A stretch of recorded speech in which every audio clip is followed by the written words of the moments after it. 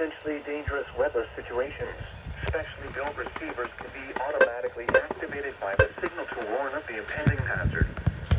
Tests of the signal and receiver's performance are normally conducted by the National Weather Service between 10 a.m. and noon on Wednesdays.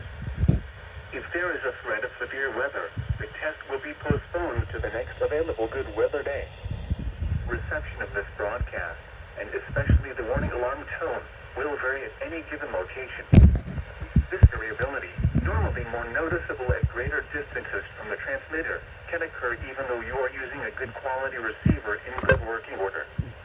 The warning alarm tone will be activated for hazardous watches and warnings.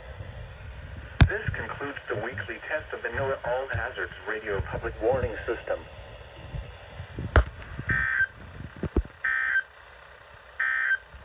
Okay. Hi, Amarillo. Hi. 5 pounds. Hi, Amarillo. Brown eyes. Last seen wearing a teal shirt and teal mermaid shorts. Hi, Amarillo. The child was last seen in the 4700 block of White Elm, Connecticut, Austin, TX on August 23rd, 2022 at 8 p.m. Wow. Suspect is unknown.